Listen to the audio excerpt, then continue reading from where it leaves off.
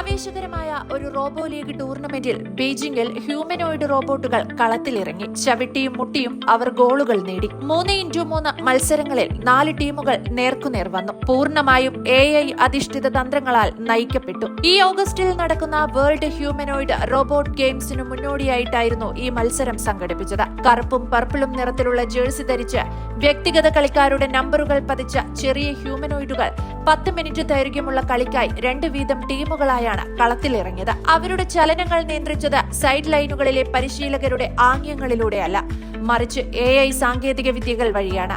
ഈ ഗെയിമുകൾ ഒരു പുതുമ മാത്രമായിരുന്നില്ല, മറിച്ച് യന്ത്ര സ്വയംഭരണം എത്രത്തോളം നമ്മുടെ ലോകത്ത് പുരോഗമിച്ചു എന്നതിന്റെ സൂചന കൂടിയായിരുന്നു. ഓരോ തവണ ഗോൾ അടിക്കുമ്പോഴും യഥാർത്ഥ കളിക്കാരെ പോലെ റോബോട്ടുകളും വായുവിൽ മുഷ്ടി ചുരുട്ടി കുതിച്ചു.